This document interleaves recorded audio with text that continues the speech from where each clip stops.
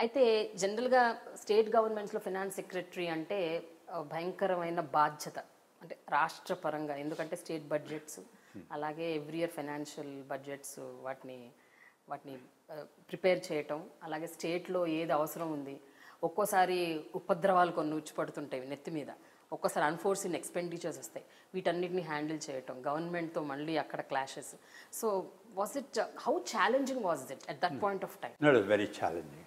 ఇప్పుడు నేను చేసిన ఉద్యోగాలు, ఐఏఎస్లో చేసిన ఉద్యోగాలన్నిటిలోకి స్టేట్ ఫైనాన్స్ సెక్రటరీగా ఉన్నప్పుడు చేసిన ఉద్యోగం చాలా ఛాలెంజింగ్. ఎందుకంటే ఒక పక్కనేమో మనకి డబ్బు ఉండేది కాదు, ఒక పక్కనేమో అవసరాలు పెరుగుతూ పోయి ఉండేవి, ఒక పక్కనేమో మన పొలిటికల్ లీడర్షిప్, ముఖ్యమంత్రి గారు కానీ మిగిలిన మినిస్టర్స్ కానీ వాళ్ళకేమిటి డబ్బు కావాలి, పనులు జరగాలి, మనం ఎంతసేపు మన డబ్బు లేరని చెబుతుంటే వాళ్ళు కూడా విసుక్కుంటారు. సో ఈ పరిస్థితుల మూలంగాను చాలా కష్టంగా ఉండేదన్నమాట. ఏంటంటే స్టేట్ గవర్నమెంట్ వాళ్ళు ఓవర్ డ్రాఫ్ట్ నడిపితే, మనకి బ్యాంకులో డబ్బు లేకపోతే ఓవర్ డ్రాఫ్ట్, రిజర్వ్ బ్యాంక్ వాళ్ళు ఓవర్ డ్రాఫ్ట్ ఇస్తారనమాట. 10 రోజులు కంటిన్యూస్గా ఓవర్ డ్రాఫ్ట్ ఉంటే మనకి స్టేట్ గవర్నమెంట్కి మన అకౌంట్ క్లోజ్ అయిపోతుంది. స్టేట్ గవర్నమెంట్ అకౌంట్ క్లోజ్ అయిపోతుంది. స్టేట్ గవర్నమెంట్ అకౌంట్ క్లోజ్ అయిపోవడం అంటే అది ఒక చాలా ఏంటంటే అన్యూజువల్ థింగ్ అనమాట. ఇప్పుడు అది జరిగితే పొలిటికల్గా చీఫ్ మినిస్టర్ గారికి, ఆయన గవర్నమెంట్కి దెబ్బ, ప్రొఫెషనల్గా ఫైనాన్స్ సెక్రటరీకి కూడా దెబ్బ. అలా జరగకుండా చూసుకోవడం, ఈ ప్రెషర్స్ అన్నిటి మధ్యలోనూ కూడా అలా జరగకుండా చూసుకోవడం కూడా చాలా కష్టంగా ఉండేది. మనం 9 రోజులు ఓవర్ డ్రాఫ్ట్ అయితే 10వ రోజుకి ఎలాగో ఒకసారి బయటకు వచ్చి మళ్ళీ 10 రోజులు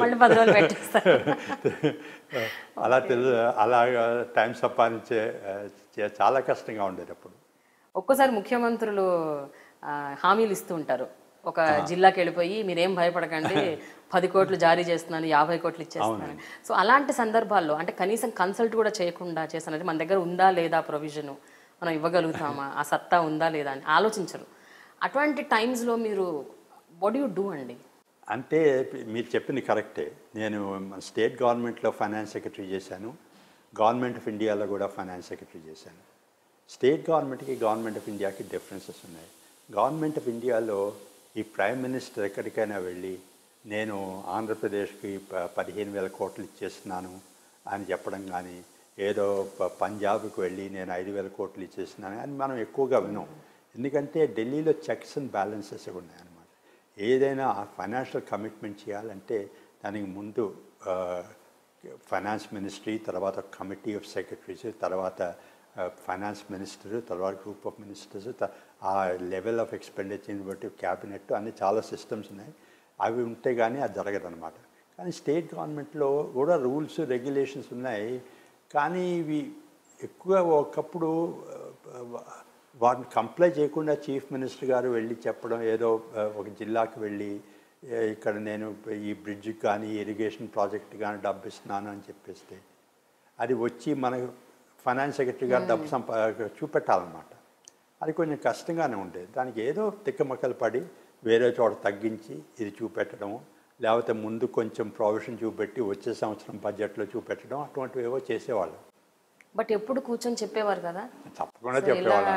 చేయకండి సార్, కనీసం మాకు ఒక మాట ఇన్ఫార్మ్ చేయండి. ప్రతిరోజు చెప్పేవాళ్ళం, అవకాశం ఉన్నప్పుడు అలా చెప్పేవాళ్ళం. అంటే నేను ఒక ఆర్థిక మంత్రి గారు, ఒక ముఖ్యమంత్రి గారు అని కాదు, ఇది అందరూ చేస్తుంది, అన్ని రాష్ట్రాల్లో జరుగుతున్నదే.